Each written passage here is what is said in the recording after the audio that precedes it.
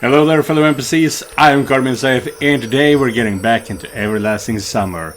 And we are on the last path, which is the one where we meet Yulya. Well, we already met her. I managed to spoil her name right before we actually found out what her name was. But yeah, we are trying to see what will happen when we go for the fox spirit, the cat girl spirit, forest spirit, something spirit. So yeah, let's continue this. We are on day 5 and have about 1-2 days left before this is over. But yeah, let's see where it all takes us. Let's go. I was woken up by a hellish noise in my head. It turned out to be the alarm clock. Having found its button with difficulty, I turned it off. Allgudmitirevna, it's 7 o'clock in the morning. Why so early? I said in the direction of the other bed, opening my eyes. But there was no one there. The camp leader must have gone somewhere already. I rose with difficulty and looked myself over in the mirror. A common pioneer, nothing more. If someone showed me photos of the local residents with me among them, I'd never recognize myself. Oh, so you don't even have your own body. Okay, kind of frustrating we realize that now, at the very end of the game. The sun shined brightly outside. Nature seemed to laugh at me. I slowly walked to the washstands. I met only a few pioneers on my way, who were obviously in a hurry. Strange. Where are they going at such an early hour? The cold water refreshed me a bit, and all the memories of the last few days poured into my head. Well, I should find Yulya and try to be very polite and proper this time. After all, if you can't even understand a fellow human being when judging him by your own worldview and ideas, then how can you talk to something completely alien?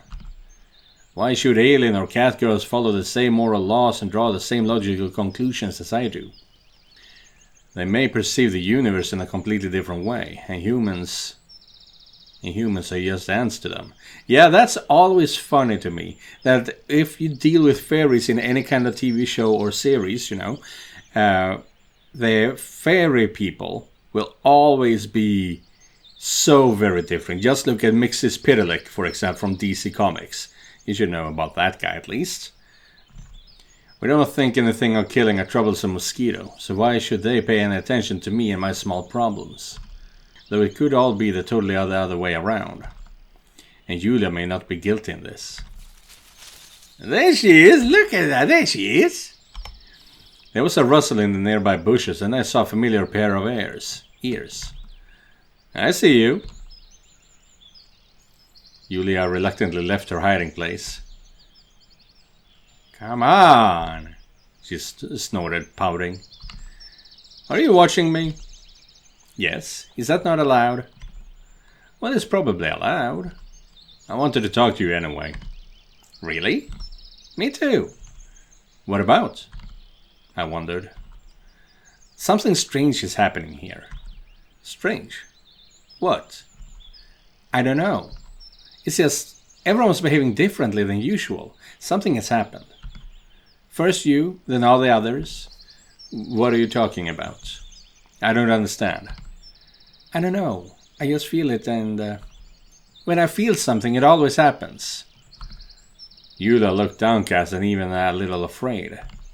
At this time, she totally doesn't look like any kind of higher being. Okay, let's investigate it together. No one should see me. Come here in an hour. Until then... The sound of heavy footsteps sounded from the road. Someone running. I turned around and saw Slavia approaching. Yulya disappeared into the forest, as expected. Hi, I smiled. Yeah, hi. She looked really nervous, with her cheeks blushing, eyes sparkling and braids all messy. Oh. Semyon, come with me. You'll see for yourself. What happened? Slavia's face wore such a pleading expression that I decided not to argue. She grasped my hand and dragged me to the square. The entire camp was probably there. As we turned the last corner, I looked past the crowd of pioneers who were staring in the direction of Genda, and there was a full-ass city. Oh, okay. In a distance, where before there were fields and forests, a city slowly started to appear. At first it was faded, like it was made of smoke, but then it became more solid, as if emerging from a fog. Sky City, I thought at once. But strange or not, there was nothing special about it, just a normal city. Plenty of those in the territory of our vast country. Okay, so I expected to see more Semyons perhaps, things like that, but not the entire city. You could call it all normal, almost boring. A city you would never pay attention to when passing by it in a car or flying over in a plane. But to see such a thing here and now, in the camp, lost in the vast fields and forests of another dimension, where the only life consists of the local pioneers, squirrels and mosquitoes. Even a cat girl is not that strange compared to this. Slavia kept squeezing my hand tightly. Pioneers whispered around us, as if afraid to speak in a loud voice, afraid that the illusion would disappear, or even the opposite, it would become more real, crushing the little camp Sovyonok beneath it. But the city stayed in place, like a white cliff rising above a valley. There was nothing special about it, neither gigantic skyscrapers nor significant architectural constructs, only houses of different colors and of different numbers of floors, industrial buildings and hospitals or something like it. You couldn't make out people or cars from that distance, but I was sure that the city is teeming with its own life, independent from our camp. I wonder if someone there got up on the roof and looking at us through binoculars, trying to make out the pioneers crowding in the square. Indeed, it seemed like something flashed on one of the tallest buildings in the distance. Well, wait a minute. Binoculars? According to my estimation, there was about 2 or 3 kilometers to the city, so if I want to understand something right now, then I need binoculars or a spyglass. I ran to Olga Dmitrievna. Do you see that too? Yes, of course, she replied as if strained. I need binoculars or a spyglass. The camp leader stopped watching the faraway city for a moment and looked at me uncomprehendingly. Binoculars? Yes, go to the cybernetics club, there should be some. I darted off and rushed into the direction of the club's building. Electronic insurers were tinkering with something as usual and looked like they knew nothing about the weird stuff happening in the camp. Binoculars, quick! I shouted, trying not to lose my breath. What is it? Haven't you seen it? Ah, damn, you're sitting here with your robots like owls. Do you have binoculars or a spyglass? I pronounced each word slowly like a caveman who had just learned how to speak. Can you simply explain what this is all about? No time to explain. Give me the binoculars and hurry to the square. The young cybernetics didn't keep arguing with me. And in a minute we were standing with the rest of the pioneers as I used the binoculars to carefully examine the city, which appeared from God knows where. At first glance there was nothing special about it and it gave me an impression of being from my time, the beginning of the 21st century. Airboards, satellite dishes, pompous shop signs, modern cars. Give those to me. The camp leader snatched the binoculars from my hands. So, is that your world? I turned around and saw Yulya standing next to me. You said no one should see you. Yes, but she was lost in thought. No one sees me right now. The pioneers didn't pay any attention to the strange girl with the cat ears, too occupied by watching the far-off city. Do you know what it is? And why? No, she answered after a short pause. There was nothing like this before. Nothing at all. Nothing at all, huh? And what was there? Well, you came, then left, then came again. And what did you do all that time? I told you before I was preparing supplies for the winter. A winter that never comes. Because it's everlasting summer, and I just come back over and over and over again. I totally couldn't understand. Does Yulya really not consider the situation even a little bit strange, or is she just that good at role-playing?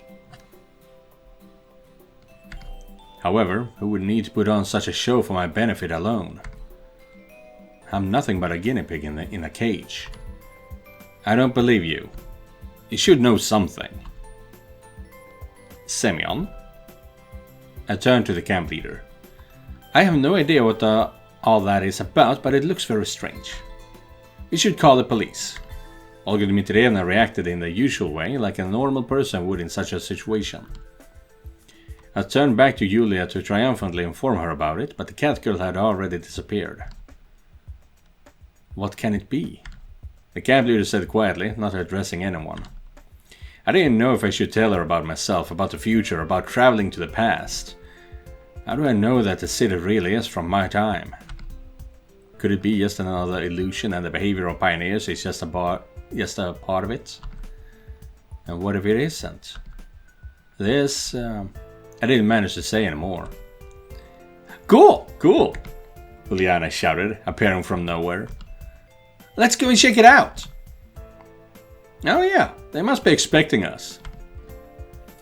Wait a moment, we should think it over first. Lena came up to us, but didn't say anything. What do you think, Semyon? Slavia asked and stared at me as if expecting an immediate answer. And actually, why should what I think about it matter? What is the difference between me and them and which makes me all-knowing? What does it matter that I'm new to this world? The things that are happening are as obscure to me as for any other local.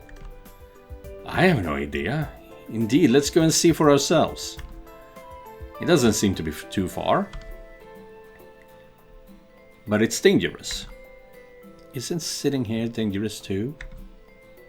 Lena said shyly. All the pioneers and the camp leader looked at her uncomprehendingly. Well, I mean, if that city has appeared so suddenly, then something else could have happened too. And we... She seemed to be getting completely confused, and so she stopped talking. Well, she is right, Alyssa said in a lazy voice. I certainly don't understand what this is all about, but I'm not going to just sit and wait till something else happens. So if no one else is going to... And me! Uliana interrupted her. Well, what then? What if it is just an illusion? Then we don't lose anything. I was a bit surprised by the locals' urge to find out the nature of this phenomenon, because before they had avoided any conversation related to my appearance in this world.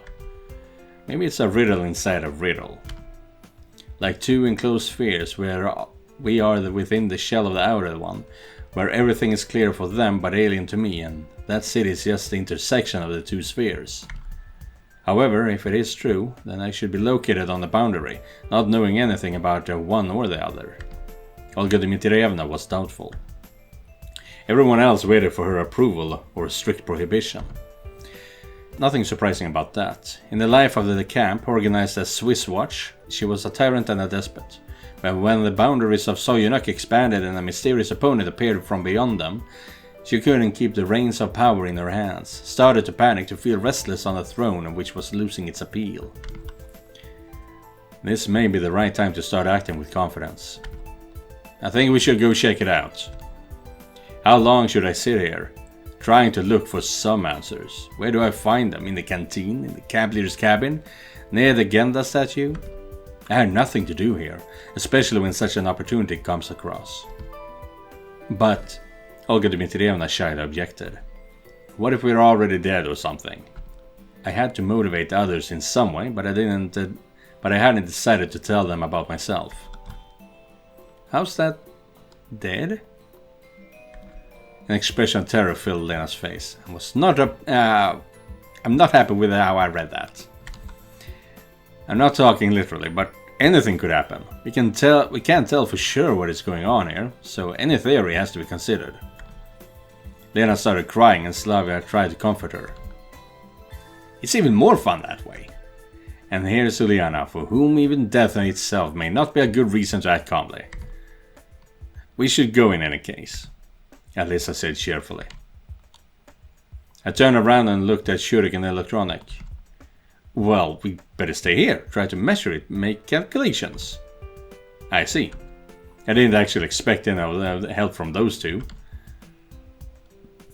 Then you should get ready, prepare everything you may need. Olga Dmitrievna started to busy around. Flashlights, warm clothes, walkie-talkie. Do you have walkie-talkies in the club? She addressed the cyberneticists. They nodded in the affirmative. In half an hour, the investigation team gathered at the square. Me, Melissa, Lena, Slavia and Uliana. I was given quite a heavy backpack packed with warm clothes, flashlights, some other necessities, and in my hands I held a shortwave walkie-talkie. I could certainly manage to walk those 2 or 3 kilometers wearing it on my shoulders, but why not distribute items among everyone? Yeah, I was thinking that. Why are you carrying everything? Well, you know, I dropped the backpack on the ground and looked at the camp leader. I am the only man here, and you immobilize me. Everyone should carry their own share. The girls hesitated. The first one to come to the backpack was Yulya. She took a flashlight and a warm jacket, grousing. Yeah, good on Yulya, good on Yulya. The rest of them followed her example. I didn't expect such boldness from myself, and expected even less from them to agree without question. Even the local pioneers may try to behave logically in critical situations. After a couple of minutes, we were at the camp gates. I hope you understand that I can't go with you. I have to look after the others, and it's alright, you don't need to explain. I didn't count on Olga Dmitrievna's help, especially as there was some truth in her words. Good luck. And don't forget that you have the radio. So our walk begins. The summer sun scorched us mercilessly. The warm sweater in the bag seemed a kind of a mockery. I would give it all and the flashlight and even a walkie-talkie away in exchange for the camp leader's Panama hat and a bottle of water. And why didn't anyone think of bringing a water flask? Oh, there was less and less clothing on Alyssa's with every passing minute. Let's have a rest. I slowed down, shaded my eyes with my palm, and looked in the direction of the city, which was to the right of us. It didn't seem to be any inch closer. Why not head straight to it? Yulya sounded annoyed. How's that? Straight through the forest and fields? I don't mind, even that would be better than making detours. It would be quicker to go by the road. Look, it makes a turn. It makes a turn there. Slava tried to reason with her. And do as you wish. Alyssa flopped down on the grass by the roadside. I'll take a break. We settled in the shade of a small bush near the power line. I took out the binoculars and looked at the city. 2 multi-storied buildings still shine in the distance. Why aren't we getting closer? Or is it the heat which is creating an optical illusion? Is that you, Yulya? A nearby bush rustled slightly. I turned around and saw a pair of cat ears sticking out of it. Wait, I'll be back in a moment. Having walked around the bushes, I gestured to Yulya to follow me, and only after making sure we had enough distance from others so that they wouldn't see us did I speak. That was a long sentence. So, are you watching us? Well, of course. I mean, I am interested too. Ah, I see. You surely don't know what awaits us there, do you? Surely don't. She smiled. And you have no idea why we don't get any closer to the city.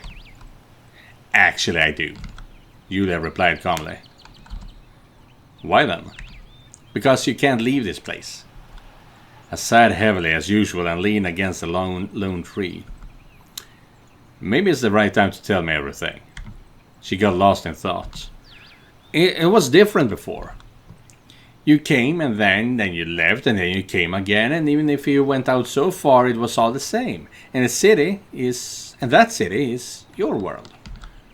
Why do you always refer to it as my world? Because it's not of this place. Yulya was exasperated. And what is this place? Can you be any clearer? I certainly wasn't mad at her. It seemed to me that the cat girl wasn't hiding anything important. But she just did not understand the questions or did not know the answers. I don't know. Alright, let's do it step by step. How long have you been here? Always. Always is too complex of a definition for a human. Though you are probably not human. I was lost in thought. And what am I doing here? You were always here too. Oh. No, yeah, okay, yeah. So he lived for many, 30 years. And at some point, he got stuck in here, and that's when this place was created along with Yulya. Okay. How is that possible? Did I duplicate myself? Because I don't remember anything like that. Well, it is you, and it's like it's not you. There are many of you. And are you the only one? I am the only one. Yulya smiled amiably and waved her tail. One for all of my parallel selves? Something like that. So, are you like omnipotent?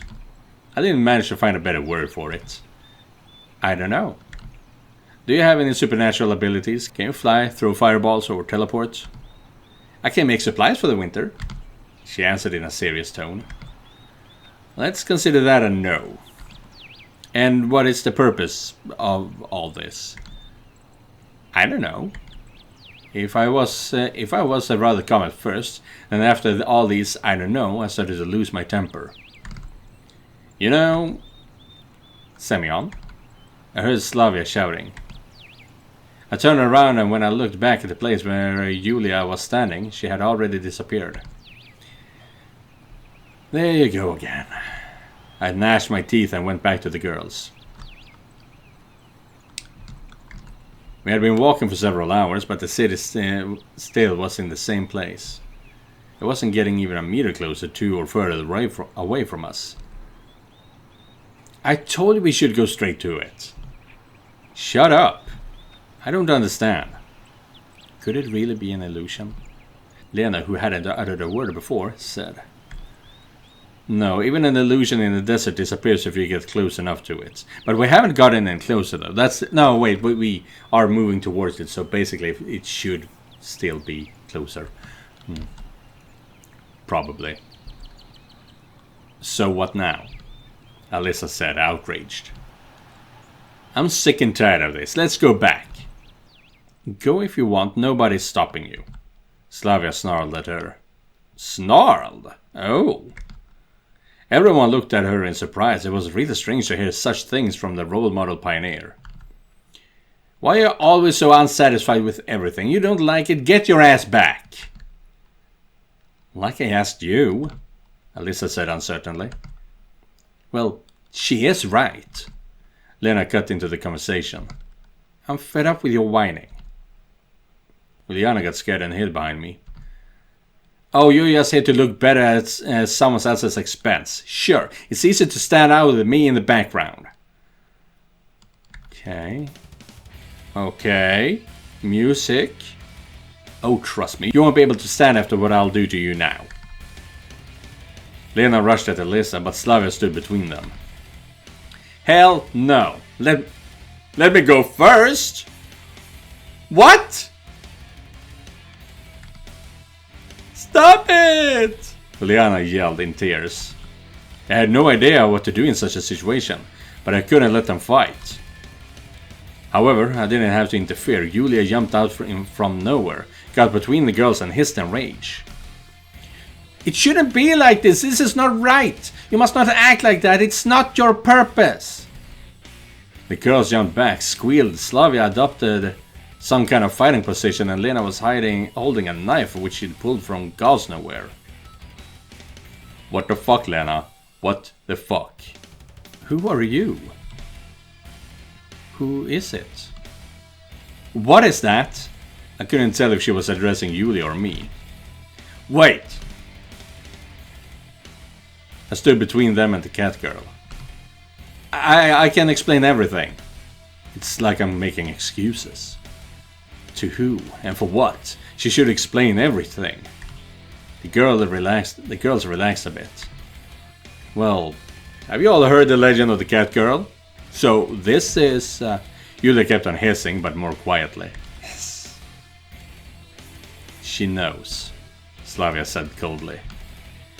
She knows what this city is. She knows everything. She knows nothing. I know nothing, Yulya confirmed. Did you ask her properly? Alyssa stood up and cracked her knuckles.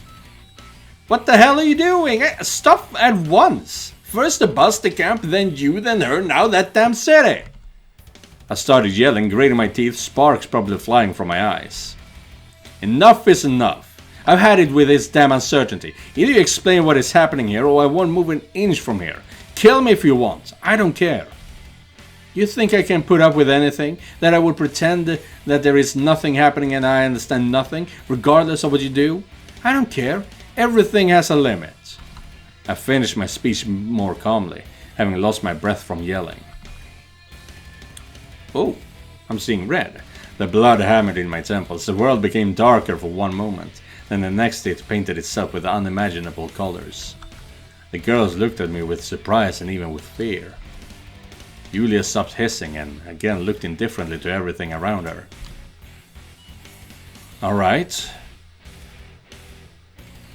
I declared and started to walk along the road in the direction of the city, which moved a step further away for every step I took.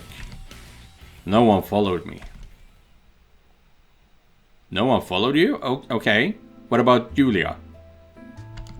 The sun started setting beyond the horizon, and the city, still visible in the east, was little by little absorbed by mist. I couldn't tell where it is really located because the fields ahead were disrupted by forests, but its buildings still rose above them as the central element of a diorama. The city stood mute, as if hovering over the world, looking down with silent reproach at my trivial attempts to reach it. According to my calculation, I'd walked much more than 2 or 3 kilometers, which was the theoretical distance to the city. I stopped to rest in the shade a couple of times and the evening coolness became my savior. However, it could mean no city at all, and I am just running like a hamster in a wheel, feeling the exhaustion of the distance I covered, but with my destination somewhere outside the cage. I remembered yesterday's thoughts about the key hanging right under the ceiling. It would certainly be useful to me now. Maybe there are no answers at all. I'm too tired even to think about it. Plus that enraged outburst with the girls. Screw it. I sat down on the side of the road, raising a little dust storm from the ground, which covered me and made me cough. Oh, tears filled my eyes. When I opened them again, Yulya stood before me. There seemed to be some advantages to being a cat. You move much faster than humans. Where are you going? She asked, paying no attention to my words. I'm going right there. I waved a hand in the direction of the city. But why? Where are the others? They went back to the camp. I see.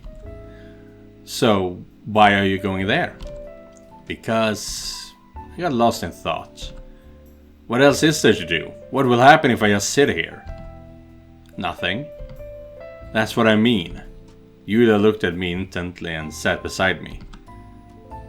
I would like to help, she suddenly said in a quiet voice. Then help. I don't know how. Tell me about that city, about this world. Why am I here? How do I get back? I don't know. Well, I mean, it always was like that. You come to the camp in a bus, spend a week here, and then regardless of the outcome, everything repeats. And there are many of you. They're all different. What do you mean different? Not like you. You're the only one like this. That's why I can talk to you, and the others just don't understand. What don't they understand? They disappear sometimes. Yulya kept talking, ignoring my questions. That's the way things should be. I have no idea why, but they should. They do not return here after 7 days, but the new ones come who are just like the previous ones. Everyone is the same in the beginning, almost the same. The difference comes after some time, especially when they have understood that everything should repeat itself again and again. Does that mean that I'm destined to walk in circles too? I don't know. This time it's different. Why does it all happen? Who are those others? She looked at me uncomprehendingly. But they're you! What do you mean, me? You and all the others. She groused, trying to find the right words. You are all the same. So are they clones of me or something? What are clones? Copies. Like 2 identical mushrooms you prepare for the winter. There are no two identical mushrooms, Yulya said seriously. Imagine that there are. Identical mushrooms. Maybe. I don't know. God, this is a nightmare. I put my head on my knees and closed my eyes. We sat in silence for several minutes. I really wanted to understand what was on Yulya's mind. After all, if she really knows nothing, then she should at least have some thoughts about the things that are happening. Okay, what should I do? I asked in a serious tone. She looked at me incomprehendingly again. What would you advise me to do? I don't know. What would you do in my place? Me? In your place? But that wouldn't even ever happen. Yulya laughed loudly. You are you and I am me. Just imagine it. You have your mind, then you should have an imagination. Well, I wouldn't change anything. Why not? Because it is the way of things. It's better and less troubling this way. So, is it less troubling to sit in the camp and wait for the endless repetitions? Yes. I couldn't agree with that. Just couldn't. As long as it's in my power to change something, or even just try to, I have to act. Oh. Oh, that's fun! Because I've always been all the girls represents things that you want to improve with your life. And now he says he wants to change things. He wants to change things up. This is all about introspection. How can you become a better person? And yeah, they mentioned this in cinema therapy too. The only time you choose to change is when the change hurts less than staying the same. And now staying the same is too painful for him, so he wants to change because it hurts less. That's fun. That's good. Good. I rose up from the ground and marched towards the distant city, visible in the crimson rays of the faraway sunset. The road took a sudden turn at last. The buildings, which were just rising above the trees before, disappeared from my sight, and the country landscape in front of me was replaced by industrial suburbs. It was dark already. Scattered bright stars filled the sky, still visible from where I stood, but disappearing above the city, which was full of distant lights from windows and street lamps. A silent dark night reigned behind me, interrupted only by the warbling of a sleepy nightbird, the rustle of grass, the monotonous bustling of insects, while in front of me there was a human anthill which couldn't stop talking even for a minute, happily winking with thousands of lights and shouting with millions of voices. The road I walked seemed stranger. It was empty, as if deserted, used by neither cars nor people, like a narrow path leading away from this world into another one. Yulya walked in silence beside me all this time. Why are you here? I asked quietly. I have to be with you. Why? It's strange. The city always was on the right side and now it's in front of us. She ignored my question. Not much stranger than anything else. I walked about 10 or 20 kilometers and it's still so far away. Far away? We may never reach it. I stopped and tried to imagine what awaits me there. Is that city similar to my home one? What is its architecture like? Who lives there? And why did I come to a conclusion that there are any people there? That it isn't just an illusion, one of the same lame tricks of this sick world. Even Yulya says that she is seeing all this for the first time. Suddenly, the walkie-talkie I still had with me made a nasty sound, and the agitated voice of Olga Dmitrievna said, Semyon, do you copy? Semyon. After a moment, I pushed a button and answered. Yes. Semyon, so much is happening. Come back at once. What? What is it? What happened? I asked without much interest. The camp leader, the pioneers, the whole camp was left far behind. Not just a dozen kilometers, but much further. Everything that happened in the last few days lost any meaning, like a nightmare you start to forget. Now, when there was a real world in front of me, I had no other choice but to believe that when I reach that city, everything will end. Semyon, hurry. There is no time to explain. It's a disaster. The static grew stronger, drowning out the camp leader's voice. Will you go? Yulya asked, agitated. Where? Back there? No, why would I? But... You want me to go back? I don't know. What do you want? Really? What do I want? To get to that city, what I've been doing the whole day, or something more global to escape from this world? And what if something bad actually happened back there? That thought sent a flash of pain in my head. Something happened to Slavia, to Lena, to Uliana, even to Alyssa. And why is the question, why would I care, not bothering me now? And yes, I do care. I got so much closer with them recently, and had really got used to the life of the camp. But what will happen to the city? Will it disappear as suddenly as it appeared? And what if everything went the way Yulya described? No, I should not allow it. The walkie-talkie hissed, but I didn't want to turn it off, in case I heard something again. So, what have you decided? I had to make a decision. Keep going, or go back. But I will not make that decision right now. That is something we're going to be doing in the next episode, which is most certainly, most likely, going to be the last episode of the main game. So yeah, stick around for that. Thank you guys for watching, and thank you Joseph for donating directly to my Ko-fi page. If you guys want to help me out, you can do so by clicking the link down in the description. Don't forget to like and subscribe, and I'll be seeing you guys in the next one. Goodbye everyone.